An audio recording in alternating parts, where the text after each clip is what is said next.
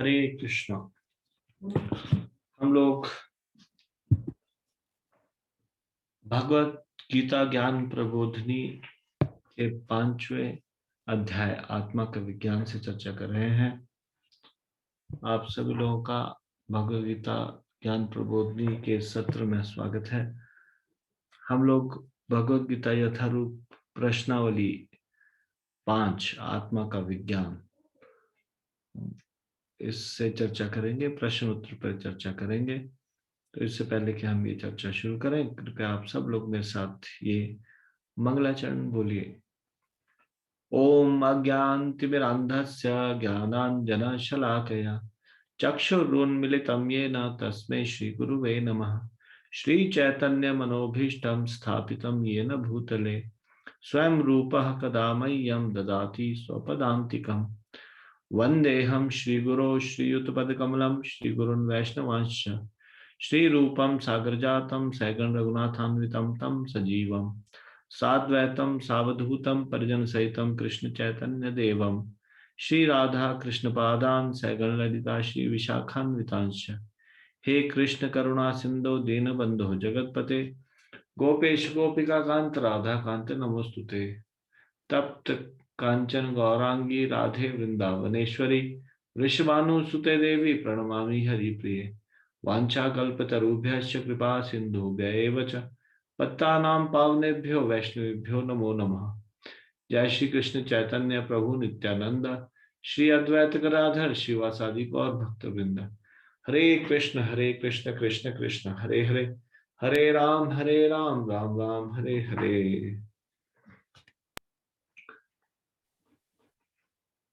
तो ये कुछ प्रश्न है, इसके उत्तर हमको ढूंढने हैं।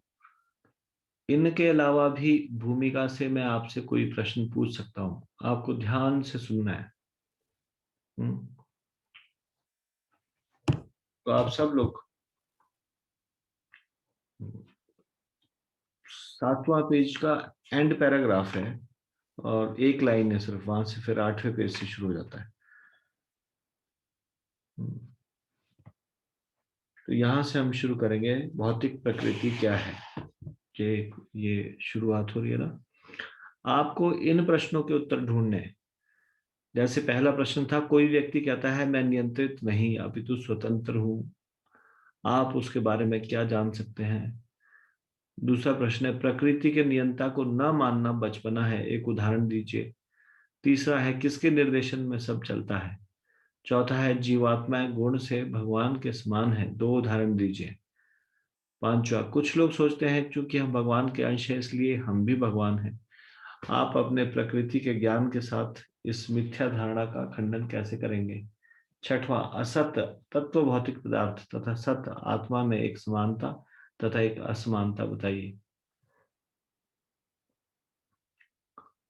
सातवां, कुछ लोगों का कहना है कि संसार का कोई अस्तित्व नहीं, यह केवल माया है, इस मिथ्या धारणा का उदाहरण सहित खंडन कीजिए। तो पहले इतना कर लेते हैं, फिर उसके बाद करेंगे। तो अब ध्यान से आप सुनेंगे और स्क्रीन पे भी देख सकते हैं, पढ़ सकते हैं। उसके बाद जो प्रश्न मैं पूछूं आप उसका उत्तर दीजिएगा।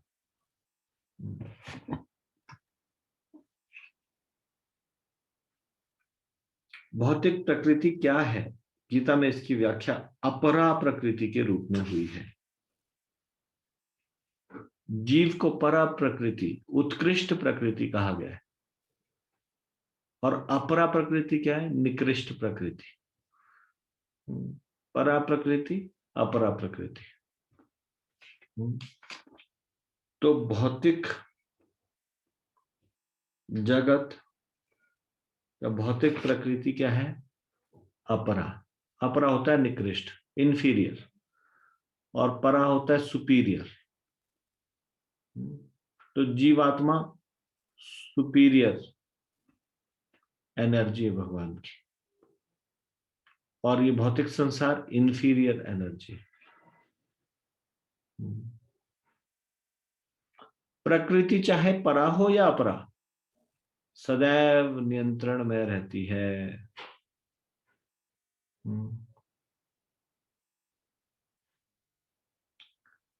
प्रकृति स्त्री स्वरूपा है और वह भगवान द्वारा उसी प्रकार नियंत्रित होती है जिस प्रकार पत्नी अपने पति द्वारा।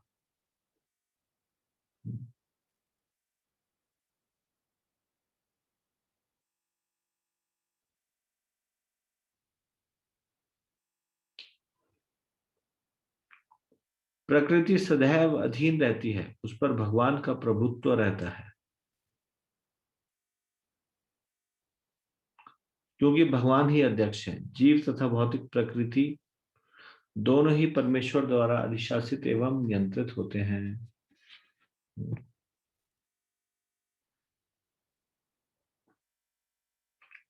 गीता के अनुसार यद्यपि सारे जीव परमेश्वर के अंश हैं, लेकिन वे प्रकृति ही माने जाते हैं। इसका उल्लेख भगवत गीता के 7वें अध्याय में हुआ है।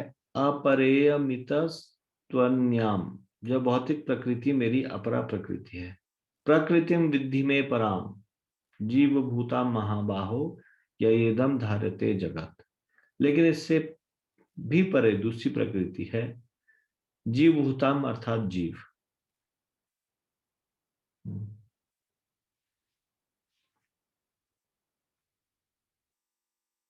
फिर प्रकृति 3 गुणों से निर्मित है, सतोगुण, रजोगुण और तमोगुण। इन गुणों के ऊपर नित्य काल रहता है। इन गुणों तथा नित्य काल के संयोग से अनेक कार्यकलाप होते हैं जो कर्म कहलाते हैं।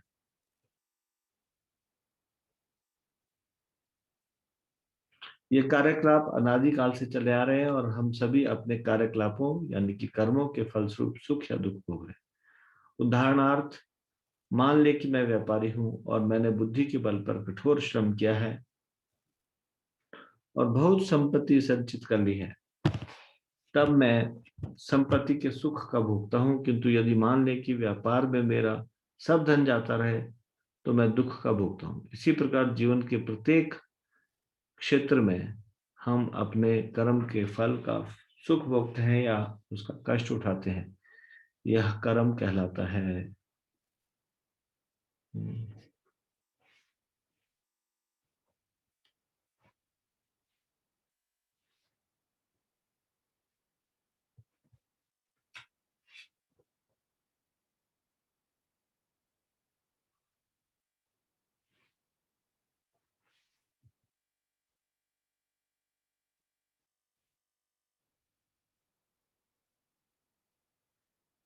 तो मुझे लगता है यहाँ पे 8 से लिखा है कि 8 से 14 तक पढ़िए, लेकिन ये जो प्रश्न है ये 7वें पेज के है। तो जो पुरानी बुक थी उसमें वो 7 नंबर वाला 8 में आता होगा शायद।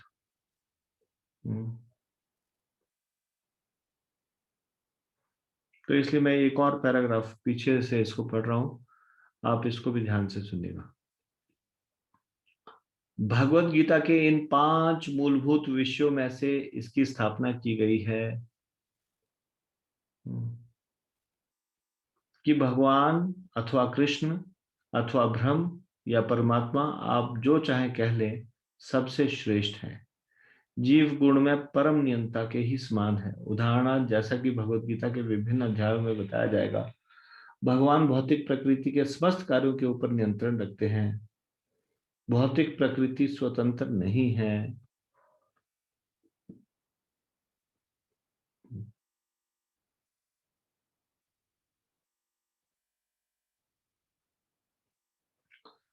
वह परमेश्वर की अध्यक्षता में कार्य करती है। जैसा कि भगवान कृष्ण कहते हैं, मया अध्यक्षेण प्रकृति सूयते सचराचर। भौतिक प्रकृति मेरी अध्यक्षता में कार्य करती है। जब हम दृश्य जगत में विचित्र विचित्र बातें घटते देखते हैं तो हमें यह जानना चाहिए कि इस जगत के पीछे नियंता का हाथ है। बिना नियंत्रण के कुछ भी हो पाना संभव नहीं। नियंता को न मानना बचपना होगा। उदाहरणार्थ, एक बालक सोच सकता है कि स्वचालित यान विचित्र होता है क्योंकि वह बिना घोड़े के या खींचने वाले पशु के चलता है। किंतु अभिज्ञ व्यक्ति स्वतोचालित यान की अभियांत्रिक व्यवस्था से परिचित होता है। वह सदैव जानता है कि इस यंत्र के पीछे एक व्यक्ति, एक चालक होता है। इसी प्रकार परमेश्वर वह चालक है जिसके निर्देश में सब कुछ चल रहा है। भगवान ने जीवों को अपने अंश रूप में स्वीकार किया है, जैसा कि हम अगले अध्याय में देखेंगे।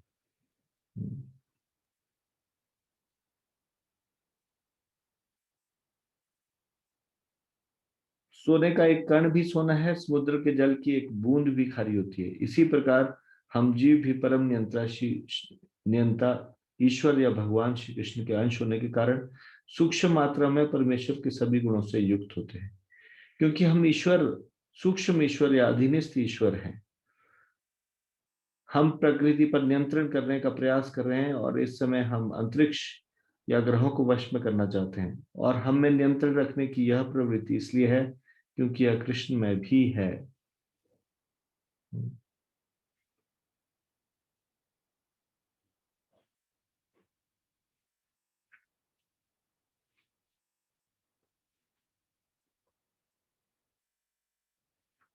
लेकिन हमें यद्यपि हम में प्रकृति पर प्रभुत्व जमाने की प्रवृत्ति होती है, लेकिन हमें यह जानना चाहिए कि हम परम नियंता नहीं है। इसकी व्याख्या भगवत गीता में की गई है। अब मैं आपसे प्रश्न पूछता हूँ। कोई व्यक्ति कहता है मैं नियंत्रित नहीं अपितु स्वतंत्र हो, आप उसके बारे में क्या जान सकते हैं? अगर कोई ऐसा कहता है कि मैं नियंत्रित नहीं हूं अपितु स्वतंत्र हूं, तो क्या समझ में आता है उस व्यक्ति के बारे में? आप उसके बारे में क्या जान सकते हो? उसकी स्टेटमेंट से आपको क्या लगता है उस व्यक्ति के बारे में? यहाँ पे लिखा है प्रश्न 1, कोई व्यक्ति कहता है मैं नियंत्रित नहीं हूं अपितु स्वतंत्र हूं, आप उसके बारे में क्या जान सकते हैं? ये स्टेटमेंट देने से क्या समझ में आता है? प्लीज रेज योर हैंड, हाथ खड़ा कीजिए।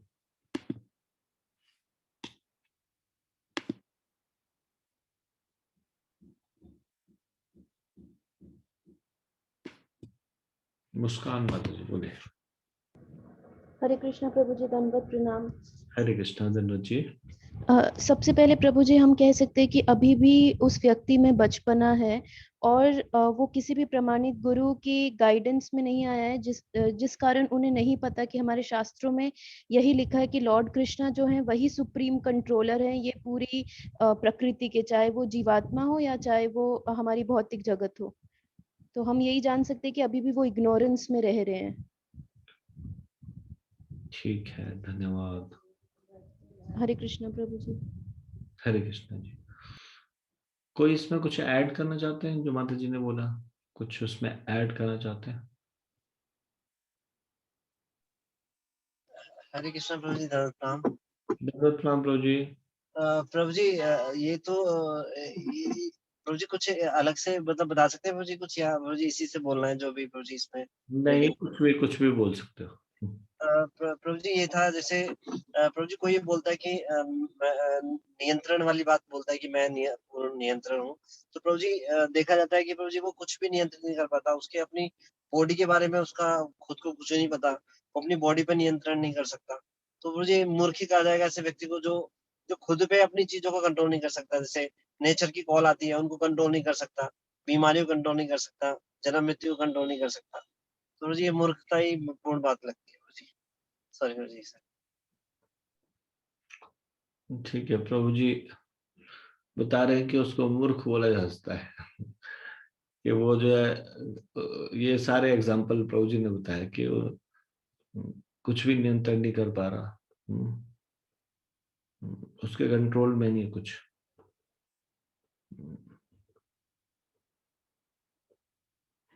नेचर की कॉल तक का तो कंट्रोल नहीं कर सकता, फिर और क्या का कंट्रोल है?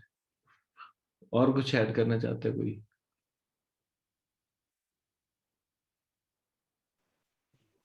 हरे कृष्णा प्रभु जी, दंड प्रणाम। धन्यवाद जी। प्रभु जी अहंकार वश वो ऐसा करता है, अपने आप को कंट्रोलर मानने की कोशिश करता है जीवात्मा। अच्छा,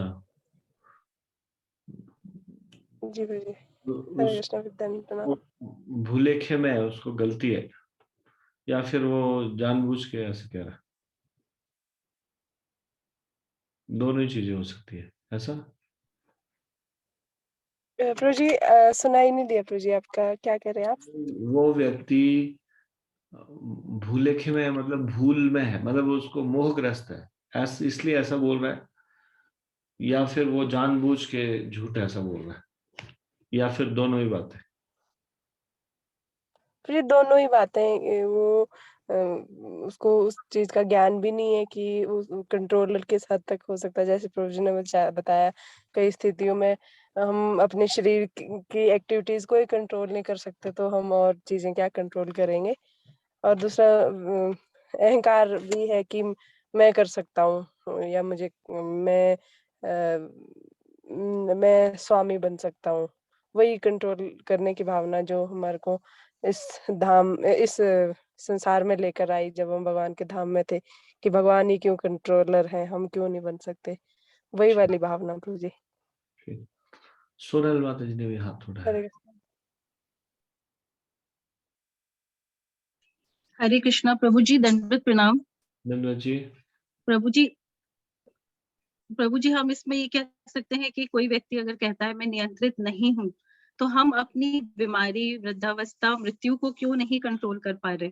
कोई भी इंसान वृद्धावस्था नहीं चाहता, बीमारियां नहीं चाहता, और हम इसी के लिए अपने आप को इतना आधुनिक बनाने के लिए और आगे से आगे प्रोग्रेस कर रहे हैं हम साइंस में, टेक्नोलॉजी में, लेकिन फिर भी हम इन चीजों पे कोई नियंत्रण नहीं पा सके। नियंत्रक केवल भगवान है, ईश्वर। ईश का मतलब भी है नियंत्रक, जो हो वो परम नियंता है। और जो जीव है प्रभु जी, वो एक सीमा तक नियंत्रक हो सकता है। जिस तरह से पायलट को अगर हम देख लें कि वो एक प्लेन चला उड़ा रहा है, क्या आना पड़ेगा, वो उसको कंट्रोल नहीं कर सकता उस स्थिति को। तो ये कहना कि मैं नियंत्रित नहीं हूँ, स्वतंत्र हूँ, ये मूर्खतावशी है, अज्ञानतावश है प्रभु जी। हरे कृष्णा प्रभु जी, दंडवत प्रणाम। Good example. अब जन्म, मृत्यु, जरा, व्याधि को तो कंट्रोल नहीं कर पा रहा। जी।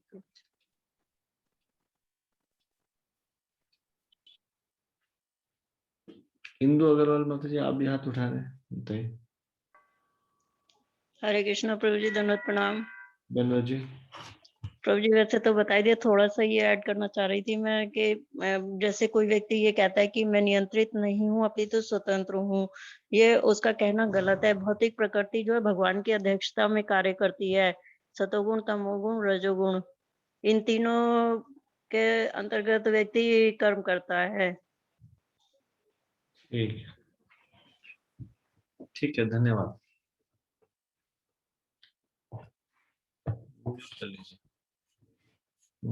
आगे बढ़े।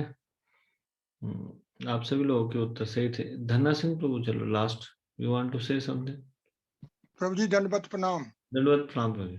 बस मैं सब में सहमत हूँ प्रभु जी, पर मुझे एक बात मेरे मन में आ रहा है प्रभु जी। अच्छा, सब में सहमत हो, एक बात में नहीं? किस बात में? इस बात में सहमत हूँ कि बस काम करने में जो है वो मूर्ख स्वतंत्र है, उसको भगवान रोकते नहीं। जब हमारे अंदर परमात्मा और आत्मा दोनों है, तो परमात्मा जो आदेशक है वो आदेश देता है, लेकिन काम करने में हमें स्वतंत्रता को नहीं रोकता। बोल, हम काम कर सकते हैं, जो भी वो आदेश देंगे वो भगवान की मर्जी, आप करें चाहे ना, लेकिन करने में हम स्वतंत्र हैं। ये मेरा कहना है प्रभु जी। धन्यवाद प्रणाम जी। कार्य करने में भी हम नियंत्रित है, देखा जाए तो। इच्छा कर सकते हैं, लेकिन इच्छा को पूरी करने वाले भगवान ही है, नियंत्रण है। जैसे काम, कोई भी कार्य करना हो, हाँ जी, उसके लिए भी हम स्वतंत्र, इच्छा करने में स्वतंत्र है, उस कार्य को पूरा कर पाएंगे या नहीं, तो नियंत्रित है। हाँ जी, ठीक है। हाँ जी, हाँ जी प्रभु जी। ठीक है, म्यूट कर लीजिए।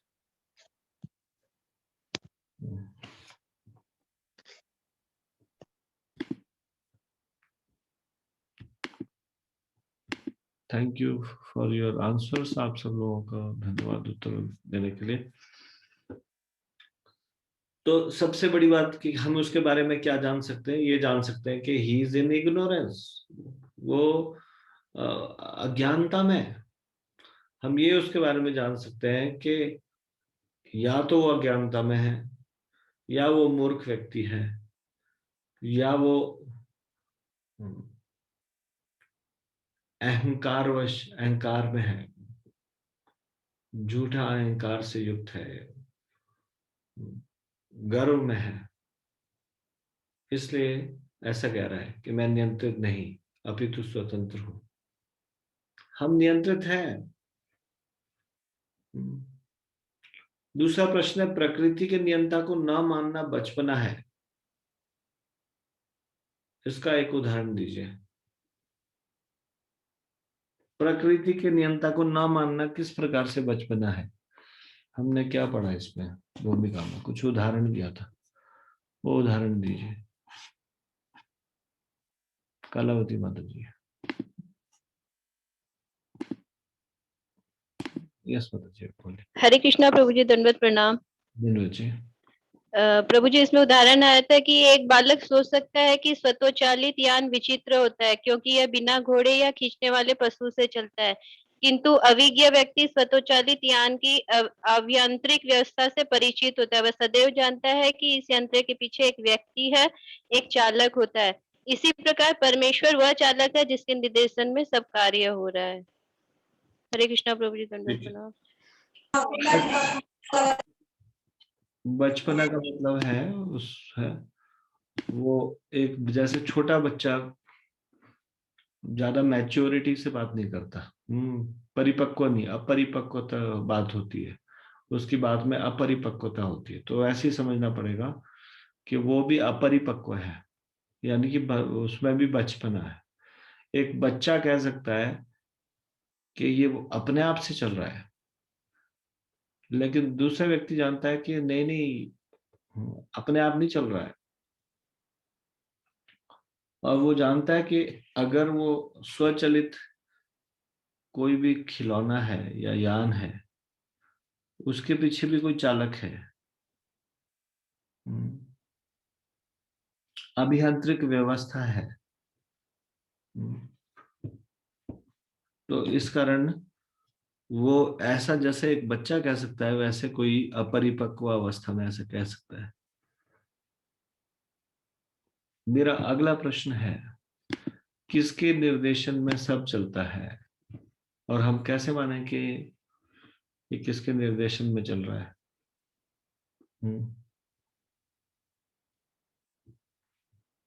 Please raise your hand. सब चीजें किसके निर्देशन में चल रही है और उसकी पुष्टि आप किस बात से करेंगे कि उनके निर्देशन में सब चल रहा है? दर्शन सिंह प्रभु बोलिए।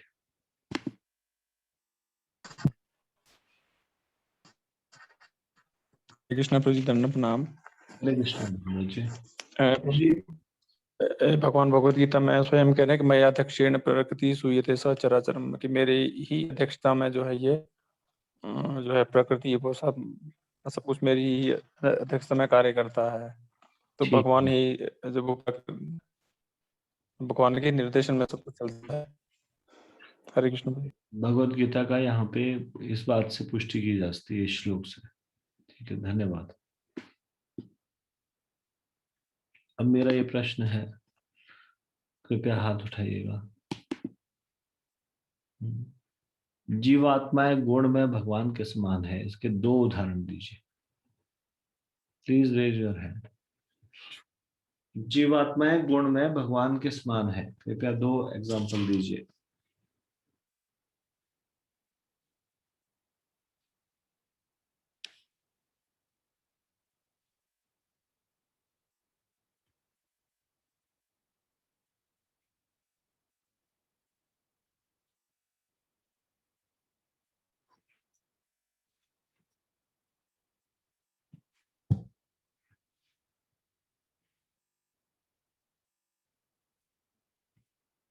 कोई पढ़ के नहीं आता क्या?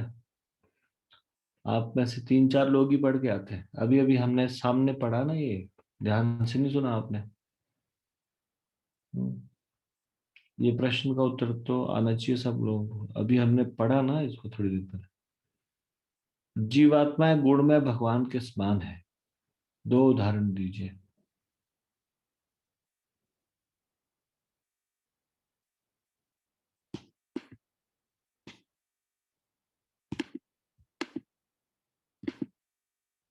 धरना सिंह प्रभु जी बोले। प्रभु जी दंडवत प्रणाम। दंडवत जी। एक तो प्रभु जी समुद्र के पानी के बारे में बताया गया था, आपने जिस तरह बताया जी कि समुद्र का पानी जो इतना बड़ा है और अगर गिलास में एक बूंद होगी वो भी खारी होगी और पानी समुद्र का भी खारी है। तो भगवान के हम अंश हैं, तो हम भगवान के अंश होने के नाते हमें भी वो गुण है जो कि भगवान में है। ठीक है, तो प्रभु जी ने एक एग्जांपल दिया समुद्र वाला, कोई दूसरा एग्जांपल भी दे सकते हैं कोई? मोहिनी मोहन माता जी बोले। हरे कृष्णा प्रभु जी, दंडवत प्रणाम। धन्यवाद जी। प्रभु जी दूसरा एग्जांपल हम सूर्य और सूर्य की किरणों से दे सकते हैं? दे सकते हैं, लेकिन अभी अभी हमने इसमें पढ़ा भूमिका में, वो अभी हम सब लोग एक साथ पढ़ रहे थे, तो आपने ध्यान नहीं दिया होगा उसमें। प्रभु जी मैंने अभी लॉग इन किया प्रभु जी। ठीक है, रीवा चौधरी माता जी। हरे कृष्णा प्रभु जी। हरे कृष्ण जी। इसमें दिया है कि हम प्रकृति पर नियंत्रण करने का प्रयास कर रहे हैं क्योंकि हमारे अंदर परमेश्वर के गुण हैं। अंतरिक्ष और ग्रहों को वश में करना चाहते हैं, हमें नियंत्रण रखने की ये प्रवृत्ति इसलिए है क्योंकि यह कृष्ण में भी है। तो ये हमें जो नियंत्रण करने की प्रवृत्ति है वो एक ये भी इसमें गुण है हम लोगों में जो कृष्ण जी में है भगवान।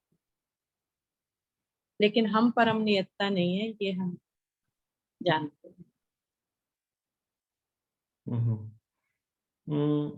एग्जैक्टली एग्जाम्पल में ये नहीं है।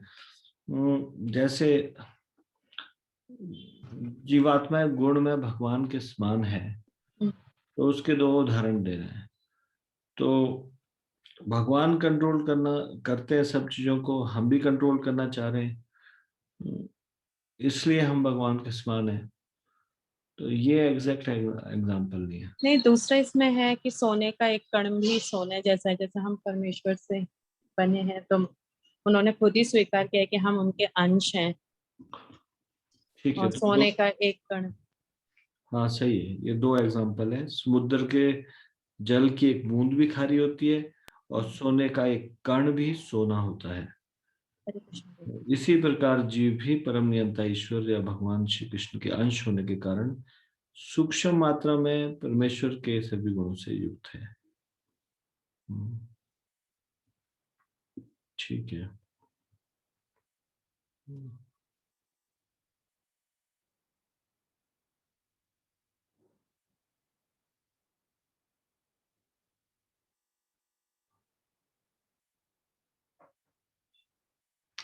कुछ लोग सोचते हैं कि चूंकि हम भगवान के अंश हैं इसलिए हम भी भगवान हैं। Everyone is Lord, जो भी भगवान का अंश है। आप अपने प्रकृति के ज्ञान के साथ इस मिथ्या धारणा का खंडन कैसे करेंगे?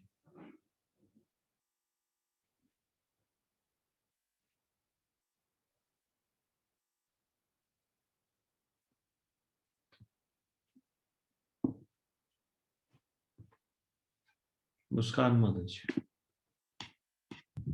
हरे कृष्णा प्रभु जी, दंडवत प्रणाम।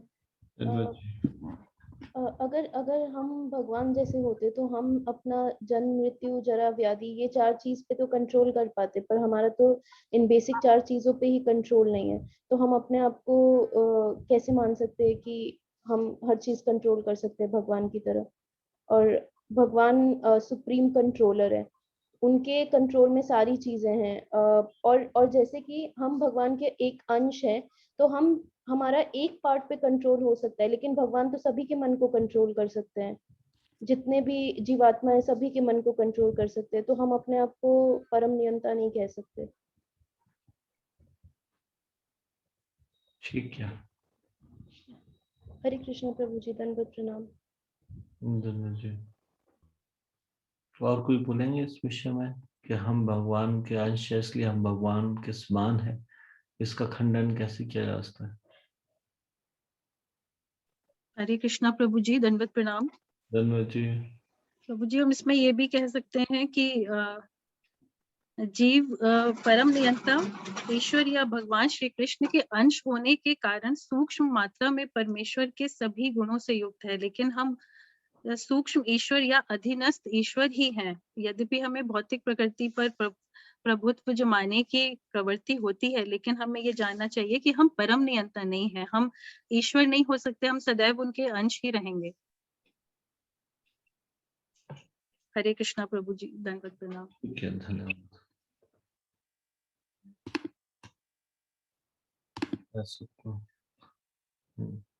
नेक्स्ट क्वेश्चन हम करके फिर उसके बाद के क्वेश्चंस फिर अगले लेक्चर में करेंगे।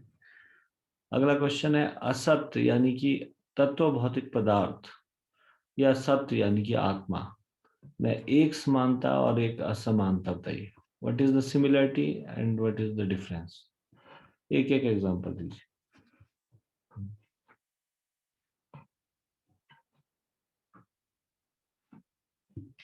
खुशी सिंह जी बात जी। हरे कृष्ण प्रभु जी, दंडवत प्रणाम। हरे कृष्णा, धन्यवाद जी। प्रभु जी, समानता ये है कि ये दोनों ही असत तथा सत भगवान परमेश्वर की शक्ति हैं। असत हुए अपरा शक्ति और सत हुए पराशक्ति। और प्रभु जी, असमानता ये हुई कि जो सत है वो है मतलब उनमें चेतना होती है और असत मतलब भौतिक पदार्थ में चेतना नहीं होती है। ठीक है, हरे कृष्ण प्रभु जी, दंडवत प्रणाम। धन्यवाद जी, धन्यवाद। ठीक है, उसको हम यहीं पे विराम देंगे और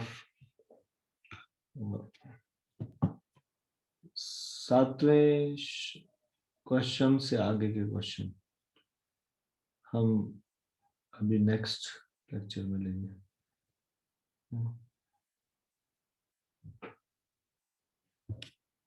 धन्यवाद। हरे कृष्ण।